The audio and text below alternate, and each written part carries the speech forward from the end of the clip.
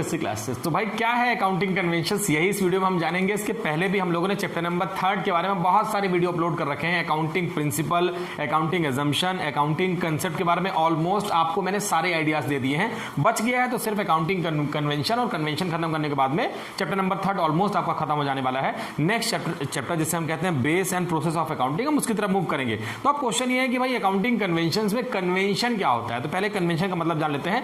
3 ही है, पढ़ेंगे chapter complete हो जाएगा। और कन्वेंशंस का मतलब है अकाउंट्स बनाने, जब हम अकाउंट्स बनाते हैं तो हमें बहुत सारे डिफरेंसेस होते हैं, और इन्हीं डिफरेंसेस को मीट आउट करने के लिए हमने कहा था एक कंट्री, दूसरी कंट्री, तीसरी कंट्री, या एक ही कंट्री में अलग अलग बिजनेसमैन, जो स्केल ऑफ बिजनेस इनका अलग अलग होता है, उन सबके अकाउंट में यूनिफॉर्मिटी मेंटेन करने के लिए, क्योंकि हम जिस अकाउंटिंग सिस्टम को फॉलो करते हैं उसे हम कहते हैं डबल एंट्री सिस्टम, जिसे हम कहते हैं ड्यूअल एस्पेक्ट। और ड्यूअल एस्पेक्ट के लिए हम डबल एंट्री करते हैं किसी भी बिजनेस ट्रांजेक्शन की। कैसे करते हैं अभी जल्दी से जानेंगे आगे अपकमिंग वीडियोस में। तो double entry system all over world में फॉलो हो रहा है, और सारे ही अकाउंट्स में यूनिफॉर्मिटी रहे, सब देखने में एक जैसे दिखें, और उनके जो रिजल्ट्स हैं वो हम सबके लिए अंडरस्टैंडेबल फॉर्म में हो। ऐसे इंफॉर्मेशन के लिए हम वहां पर इंफॉर्मेशन को करते हैं एक जैसा, हम यूनिफॉर्मिटी मेंटेन करते हैं। और ये पॉसिबल हो पाएगा जब हम accounting principle, accounting convention, accounting concept को फॉलो करेंगे। तो अकाउंटिंग कन्वेंशंस भी हमारे लिए यूनिफॉर्मिटी मेंटेन करने में ठीक वैसे ही हमारी हेल्प करते हैं जैसे कि अकाउंटिंग प्रिंसिपल से एजम्पशन करते थे। अब अकाउंटिंग कन्वेंशन के बारे में एक छोटी सी इंफॉर्मेशन और जान लीजिए। अकाउंटिंग प्रिंसिपल्स या कंसेप्ट हमने यूज किया था जब हम अकाउंट्स को मेंटेन कर रहे थे, उसके पहले हमें पता होना चाहिए था कि भाई इसके हिसाब से अकाउंट्स मेंटेन करना है, ये वाली गाइडलाइन फॉलो करनी है। लेकिन अकाउंटिंग कन्वेंशन जो होते हैं वो होते हैं जब हम अकाउंट्स मेंटेन कर लेते हैं नॉर्मली, कई बार स्टार्टिंग में भी होते हैं, लेकिन नॉर्मली हम इनका यूज करते हैं, अकाउंटिंग कन्वेंशंस का यूज, जैसे ही हम अपने बुक्स ऑफ अकाउंट को ऑलमोस्ट कंप्लीट कर लेते हैं। ऑलमोस्ट कंप्लीट कर लेने का मतलब होता है कि जो हमारे फाइनेंशियल रिजल्ट्स हैं वो हम फाइंड आउट कर लेते हैं। लेकिन सिर्फ फाइनेंशियल रिजल्ट्स को ही फाइंड आउट कर लेने से हमारा काम कंप्लीट नहीं होता है।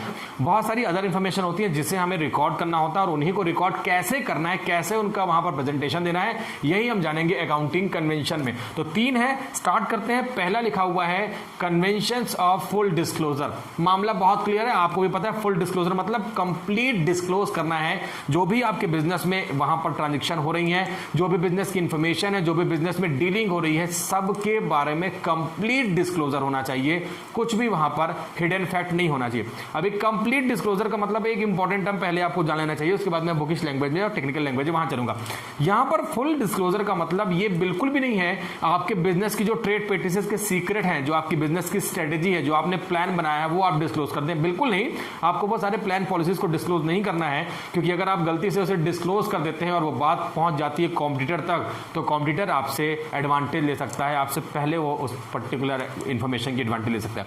तो यहाँ पर डिस्क्लोज का मतलब होता है जो नॉर्मल इंफॉर्मेशन है, जो हर किसी यूजर्स को, यूजर्स ऑफ अकाउंटिंग याद करिए, हम लोगों ने बहुत पहले देखा है, उसमें मैंने आपको बताया, चाहे वो हमारे बिजनेस के सप्लायर हो, चाहे वो क्रेडिटर्स हो, चाहे वो गवर्नमेंट हो, चाहे वो इनकम टैक्स अथॉरिटी हो, बहुत सारे यूजर्स होते हैं और जिनके लिए इन्फॉर्मेशन हमें देनी होती है।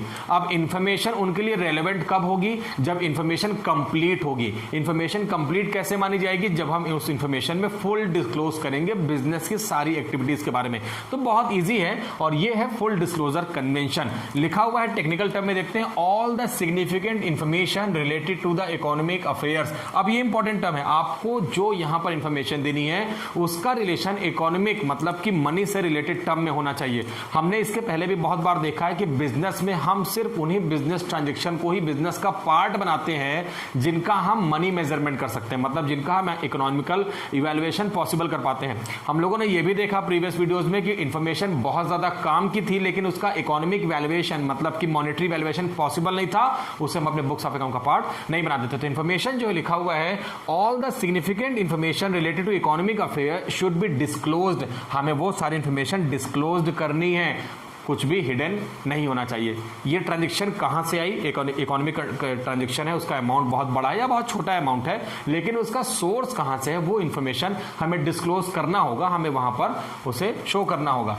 The information must be material interest of user. Material interest का मतलब होता है कि इंफॉर्मेशन जो किसी ना किसी टाइप से किसी ना किसी यूजर के लिए काम की होगी, रेलेवेंट होगी, इररेलेवेंट नहीं होगी कि वो हमारे किसी काम की नहीं है। हमारे किसी काम की नहीं मतलब कि और जो डिफरेंट यूजर्स हैं, चाहे वो बैंक हो, चाहे चाहे वो क्रेडिटर हो, चाहे वो इन्वेस्टर्स हो, चाहे वो बैंक, गवर्नमेंट अथॉरिटी हो, तो किसी ना किसी टाइप से किसी ना किसी यूजर के लिए वो काम की होनी चाहिए। मैं ये बिल्कुल भी नहीं कह रहा हूं आपसे कि एक इन्फॉर्मेशन जो बैंक के लिए काम की है, हो सकता है वो इन्फॉर्मेशन इन्वेस्टर के लिए काम की ना हो, लेकिन इन्फॉर्मेशन अलग अलग थीम में देखेंगे तो किसी ना किसी के काम की होनी चाहिए। तो इन्फॉर्मेशन आपको सारी डिस्क्लोज करनी है, जो भी इंटरेस्टेड पार्टीज हैं जिसके काम की जो इन्फॉर्मेशन होगी वो उसे वहां पर हैंडल कर लेंगे। तो इन्फॉर्मेशन लिखा है मटेरियल इंटरेस्ट ऑफ यूजर्स होना चाहिए, मतलब यूजर्स उस इन्फॉर्मेशन को यूज कर सकें, रेलेवेंट हो, उनके काम की हो। नेक्स्ट लिखा हुआ है according to the companies act various item of facts which do not find place in accounting statement.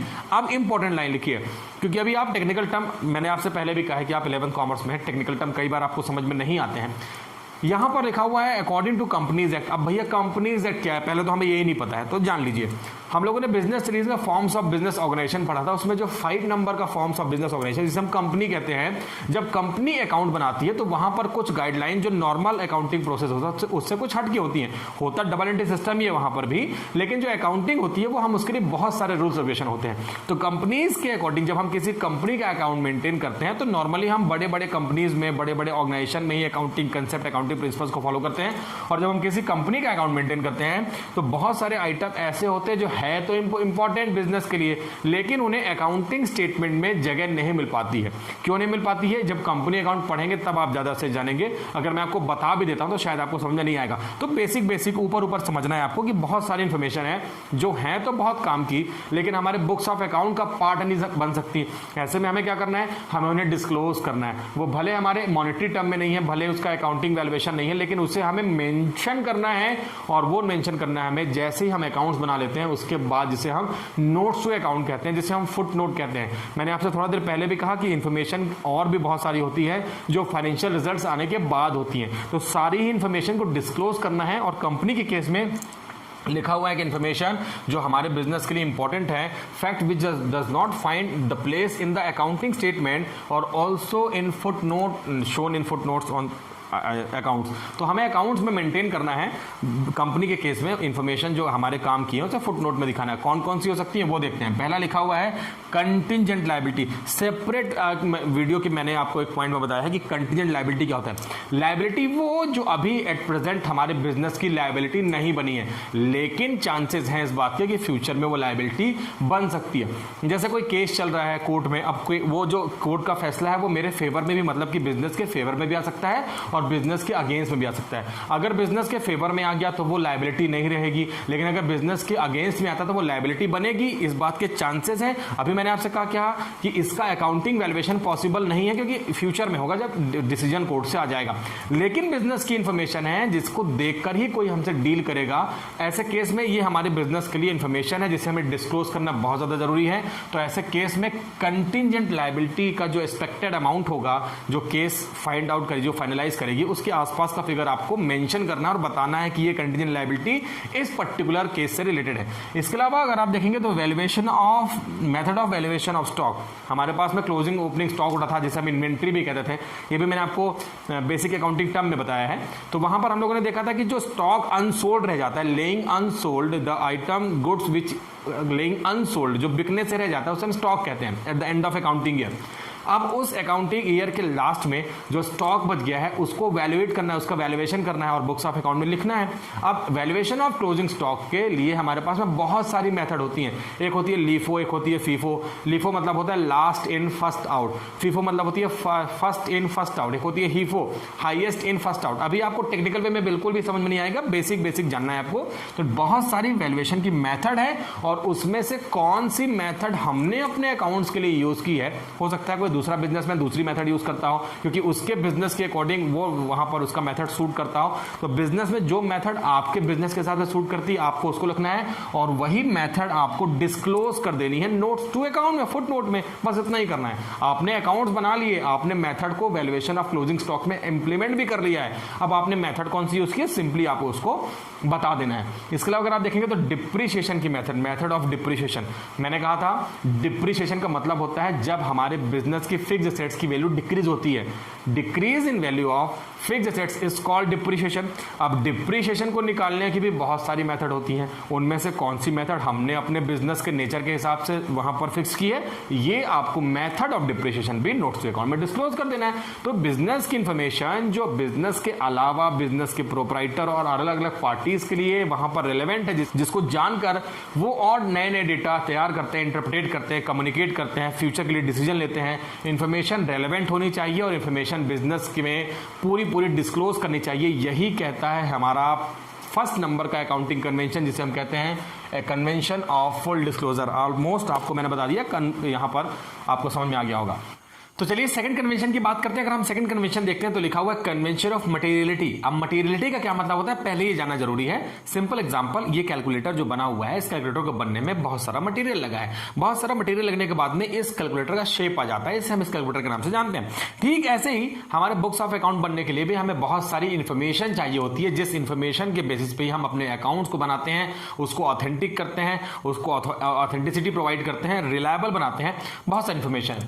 अब यहां पर मटेरियलिटी का मतलब यह है कि हमने किसी भी बिजनेस ट्रांजैक्शन में जो भी हम वहां पे एंट्रीज हैं या जो भी इंफॉर्मेशन है, हमने सिर्फ वही एंट्री अपने बिजनेस ट्रांजैक्शन का पार्ट बनानी है जो रेलेवेंट इंफॉर्मेशन होंगी, जिसके बेसिस पे हम अकाउंट जो मेंटेन कर रहे हैं वो सॉलिड अकाउंट बनेगा। मींस हमें इंफॉर्मेशन ऐसी यूज करनी है जो बिजनेस के फाइनेंशियल ट्रांजैक्शन में डायरेक्ट इंपैक्ट रखती होंगी, जो बिजनेस के जो फाइनेंशियल साउंडनेस है उसको वो ग्रो करने में या उसके लिए हम बात करते हैं हेल्प करेगी।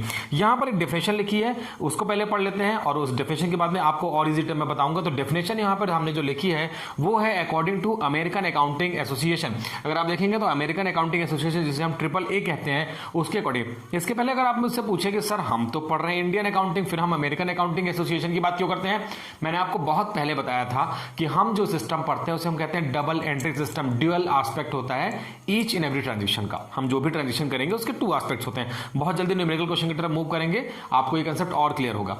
अब यहां पर अमेरिकन, हम तो इंडियन है, फिर हम अमेरिकन क्यों यूज कर रहे हैं, तो मैंने कहा था यूनिवर्सल अकाउंटिंग सिस्टम है। यूनिवर्सल अकाउंटिंग सिस्टम के लिए गैप बना हुआ है, generally accepted accounting principles. Generally सारे ही कंट्रीज में हर जगह के अकाउंट्स मेंटेन करने में इन बेसिक टेंडेंसी को हम वहां पर फॉलो करते हैं, अप्लाई करते हैं। तो वहां पर जिस कंट्री ने, एसोसिएशन ने वहां पर डिफिनेशन दी, वो दूसरी कंट्री की डिफिनेशन से मैच करती है, उनमें से कोई बेस्ट रही होगी। इसलिए हम यहां पर देखते हैं कि अमेरिकन अकाउंटिंग एसोसिएशन ने क्या डिफाइन किया है, an item should be regarded as material if there is a reason to believe that knowledge it would influence the judgement of a reasonable person. थोड़ा सा टेक्निकल टर्म है, मैं आपको easy term में समझाता हूं। लिखा हुआ है हमारे अकाउंटिंग इन्फॉर्मेशन जो भी हम यहां पर मेंटेन कर रहे हैं, उसमें मटेरियल का होने का मतलब होता है कि हम उस इंफॉर्मेशन के ऊपर बिलीव करते हैं। और हम बिलीव करते हैं, ये बिलीव जो वर्ड है ये हम बिलीव करते हैं ऐसा मानते हुए कि इंफॉर्मेशन में मटेरियल फैक्ट है, मटेरियलिटी का कंसेप्ट वहां पर है। और हम किसी भी इंफॉर्मेशन के ऊपर बिलीव करते हैं ये मानते हुए कि किसी न किसी रीजनेबल पर्सन ने वहां पर इस इंफॉर्मेशन को बिजनेस का मटेरियल फैक्ट बनाया है। दूसरी इंपॉर्टेंट बात, जो मटेरियल फैक्ट एक बिजनेस के लिए इंफॉर्मेशन मटेरियल हो सकती है, ये इस बात की कोई गारंटी नहीं कि वो सेम बिजनेस, दूसरे बिजनेस, अगर हम बात करते हैं कोई दूसरा बिजनेस है तो उस बिजनेस के लिए वो इंफॉर्मेशन मटेरियल होगी, ऐसा बिल्कुल भी पॉसिबल नहीं है। पॉइंट नंबर 2 अगर आप देखेंगे, what is material for one concern may be immaterial for another. तो बहुत क्लियर है कि एक इंफॉर्मेशन किसी एक बिजनेस के लिए बहुत रेलेवेंट मटेरियलिटी के साथ हो सकती है, वो दूसरी बिजनेस के लिए उसका कोई मतलब नहीं हो सकता। एग्जांपल के साथ आपको समझाता हूं, बहुत आसान। एज्यूम करते हैं कि टी स्टॉल है और टी स्टॉल एक छोटा सा जिसको हम चाय का ठेला कहते हैं, और शहर के किसी नुक्कड़ में, किसी कोने में वो चाय का ठेला, टी स्टॉल चल रहा है। अब वहां पर हमारे कस्टमर्स को बैठाने के लिए उस टी सेलर ने वहां पर क्या किया, 4 या 5 वहां पर स्टूल या बेंचेज या चेयर कह लीजिए वो रखी है। अब अगर इससे हम देखते हैं तो हम ये कहेंगे कि ये जो चेयर या बेंचेज उसने रखी है वो उसके बिजनेस के लिए है, एसेट्स, उसे हम कहते हैं फिक्स्ड एसेट्स। क्योंकि वो जो नॉर्मली सुबह सुबह आता है और अपने जब वो टी स्टॉल को वहां पर स्टार्ट करता है तो वो अपनी बेंचेस को लगा देता है और उसमें कस्टमर आते हैं, बैठते हैं, चाय की चुस्की लेते हैं, चले जाते हैं। अब बहुत छोटे लेवल पे बिजनेस कर रहा है, लेकिन उस छोटे लेवल के बिजनेस में भी उसके पास जो वहां पर चेयर्स हैं उसे वो अपने बिजनेस की फिक्स्ड एसेट्स मानता है। जिस जगह पे वो बिजनेस कर रहा है, हो सकता है वो कोई ठेला हो, कोई उसके पास में कार्ट हो, गाड़ी हो जिसमें वो बिजनेस कर रहा है, उसके पास में गैस स्टोव है, उसके पास में जो चाय बनाने के लिए लगती है यूटेंसिल्स वो हैं, वो उसके बिजनेस के लिए फिक्स्ड एसेट्स है। ठीक है, 4 बेंचेस हैं, 4 चेयर जिसको मैंने कहा, तो वो उसके बिजनेस की फिक्स्ड एसेट्स है। चलिए बात करते हैं जियो की। अब जियो की जब बात करेंगे तो इसके पहले देख लेते हैं कि ये जो टी स्टॉल चला रहा है इसके लिए जो ये 4 बेंचेस हैं या 4 चेयर हैं या 4 एसेट्स है, ये उसके बिजनेस के लिए मटेरियल है, मटेरियल फैक्ट है, मतलब ये उसके बिजनेस का सॉलिड बेस है जिसके बेसिस पे वो अपने बुक्स ऑफ अकाउंट का बनाना चाहे तो बना सकता है। अब हम बात करते हैं, हमने कहा कि हम जियो की बात करते हैं, हम रिलायंस की बात करते हैं। रिलायंस मान लेते हैं चल रहा है, रिलायंस एक बहुत बड़ी हमारे इंडस्ट्री यूनिट है हमारे कंट्री के लिए, इसलिए हम इसका एग्जांपल ले रहे हैं। तो वहां पर ये 4 बेंचेस जो है, मुझे नहीं लगता कि ऐसे केस में वहां पे मटेरियल फैक्ट में काउंट होंगी, क्योंकि बिजनेस बहुत बड़े लेवल पे हो रहा है, इंटरनेशनल प्लेटफॉर्म में बिजनेस चल रहा है, और वहां पर अगर 4 बेंचेस रखी हुई हैं तो उन 4 बेंचेस को ये बिल्कुल भी पॉसिबल नहीं है कि उसे हम अलग से किसी भी बुक्स ऑफ अकाउंट में दिखाएं। वहां पे तो हम फर्नीचर वर्ड यूज करेंगे और वहां पे मिलियन बिलियन ट्रिलियन में वहां पर हमारे बिजनेस की एसेट्स दिखेंगी। उसमें अगर हम बात करते हैं कि ये 4 बेंचेस को हम सेपरेट प्लेस प्रोवाइड करेंगे तो एक्सक्यूज मी, ऐसा नहीं होने वाला है। मैंने आपसे कहा बिजनेस टू बिजनेस इंफॉर्मेशन किस बिजनेस के लिए मटेरियल है, किस बिजनेस के लिए इमटेरियल है, ये बेस्ड है, सिचुएशन बेस्ड है बिजनेस के साइज और बिजनेस के नेचर के हिसाब से। तो इंफॉर्मेशन मटेरियल तभी होगी जब इंफॉर्मेशन को करने वाला जो रीजनेबल पर्सन है वो ऑथेंटिक कर दे कि ये इंफॉर्मेशन मेरे बिजनेस के लिए मटेरियल है, और वही इंफॉर्मेशन किसी दूसरे बिजनेस के लिए वहां पे इमटेरियल हो सकती है, जैसा कि मैंने आपको एग्जांपल दे दिया।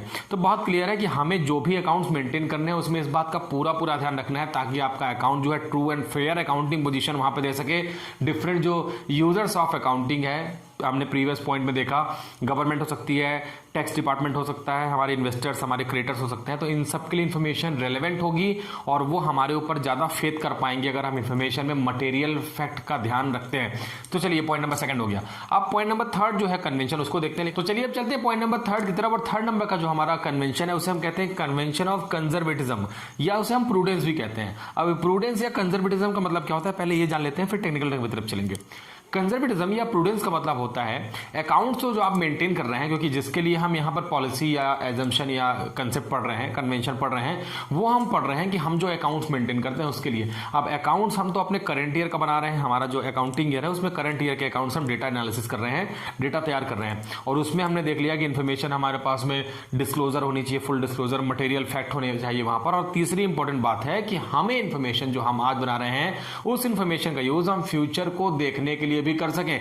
मींस हम जो इंफॉर्मेशन यहां पे तैयार कर रहे हैं उसको देखते हुए हम इस बात की भविष्यवाणी कर सकें, अगर सिंपल वे में कहूं, हम इतने फ्यूचरिस्टिक हो सकें कि फ्यूचर में इस रिजल्ट को देखते हुए ये कॉन्सिक्वेंसेज होंगे या फ्यूचर में ये रिजल्ट होंगे, ये भी आप वहां पर डिसाइड कर सकें। तो हम कहते हैं कि हमने यहां पर जो कंजर्वेटिज्म या प्रूडेंस का प्रिंसिपल है इसे अप्लाई कर लिया है। अगर देखते हैं तो क्या लिखा हुआ है, पॉलिसी ऑफ प्लेइंग सेफ। तो बहुत क्लियर है, इसे एक टैगलाइन के थ्रू आप समझ सकते हैं, पॉलिसी ऑफ लिखा है प्लेइंग सेफ। तो आपको एक ऐसी पॉलिसी है जिसे हम प्रूडेंस कहते हैं, जिसमें अकाउंट्स आपको मेंटेन करना है प्ले सेफ, मतलब आपको क्लीन स्वीप वहां पर खेलना है। वहां पर जो भी हिंड्रेंसेज है, जो भी वहां पर थ्रेट्स है, जो भी खतरे हैं, जो भी डेंजर सिचुएशन फ्यूचर में क्रिएट होने वाली है, उसको आपको अभी यहां पर प्रूडेंस के थ्रू उनको एज्यूम कर लेना है और उन्हें फ्यूचर में एलिमिनेट करने के लिए सारे ही काम करने हैं। क्या हो सकता है देखते हैं।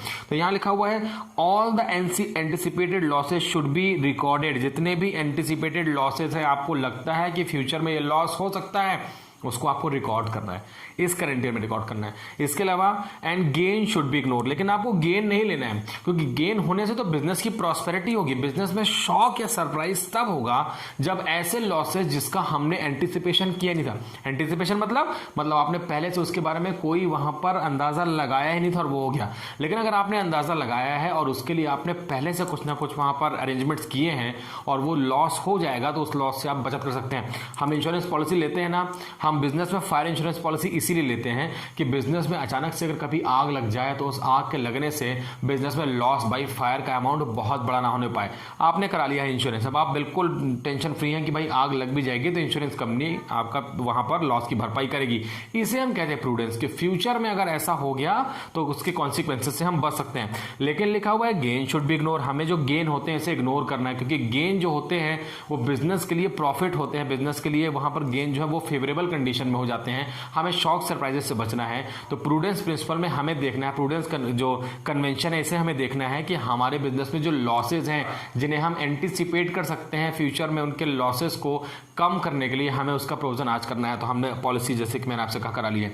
इसलिए अगर आप देखेंगे तो लिखा है provision is made for all known liabilities, जितनी भी नोन लायबिलिटीज हैं उन सब के लिए आपको प्रोविजन मेंटेन करना है। जैसे हमें गवर्नमेंट ऑफ इंडिया को जीएसटी का पेमेंट करना है, जिसे हम कहते हैं प्रोविजन फॉर टैक्स।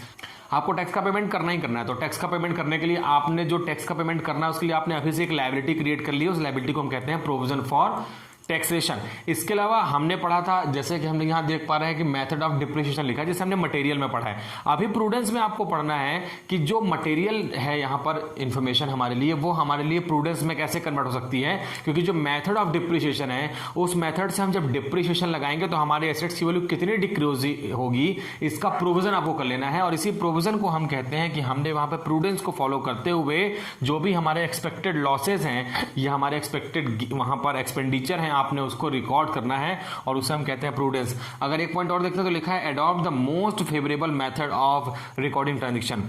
एक ट्रांजेक्शन को रिकॉर्ड करने की कई सारी सिचुएशन हो सकती हैं, कई सारी मेथड हो सकती है और उनमें से बेस्ट वन, जैसे कि मैंने आपसे कहा वैल्यूएशन ऑफ स्टॉक या मेथड ऑफ डिप्रिसिएशन, तो इसकी कई सारी मेथड हो सकती हैं और आपको सबसे जो बेस्ट होगी, जो सबसे फेवरेबल होगी बिजनेस के हिसाब से, मैंने आपसे कहा बिजनेस के हिसाब से फेवरेबल एक मेथड ऑफ जो रिकॉर्डिंग ऑफ ट्रांजेक्शन है, वो मुझे लगता है कि मेरे बिजनेस के हिसाब से तो बहुत रेलेवेंट है, लेकिन किसी दूसरे मेरे कॉम्पिटिटर को लगता है कि नहीं यार उसने जो मेथड यूज किया वो उसके बिल्कुल भी काम की नहीं है, मेरे तो बिल्कुल काम की नहीं है, क्योंकि ये बिजनेस टू बिजनेस डिफर करती है। इसलिए यहाँ पे लिखा हुआ है कि रीजनेबल पर्सन होता है, जो उस अकाउंट्स को मेंटेन कर रहा है उससे पता होता है कि बिजनेस में कौन सी इंफॉर्मेशन या कौन सी मेथड वहां पर हमें अडॉप्ट करनी है जो बिजनेस का ट्रू एंड फेयर पोजीशन दे पाएगी। तो यहां पर यही लिखा हुआ है कि adopt the most favourable method of recording of transaction. हमें बहुत सारे ट्रांजेक्शन रिकॉर्ड करने हैं, हमें अननोन लायबिलिटीज जो है, जो नोन लायबिलिटीज है, मैंने अननोन कह दिया, जो नोन लायबिलिटीज है उसके लिए हमें पहले से प्रोविजन बुक करना है। पहला पॉइंट अगर आप देखें तो लिखा है लॉसेस शुड बी एंटिसिपेटेड। हमें जो बिजनेस के लॉसेस लगता है फ्यूचर में हो सकते हैं,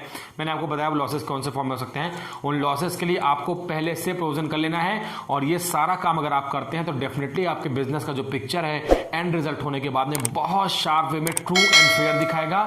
हर कोई आपके ऊपर में भरोसा कर सकता है ये मान के कि भाई इस पर्टिकुलर पर्सन ने तो अकाउंट्स बनाए हैं, सारे ही प्रिंसिपल, सारे ही कंसेप्ट को फॉलो करके बनाया है। रिलायबिलिटी आपके बिजनेस के ऊपर और आपकी गुड वीडियो में इतने रखते हैं। चैप्टर नंबर 4 के साथ नेक्स्ट वीडियो में मिलेंगे, तब तक के लिए आप अपना ख्याल रखिएगा।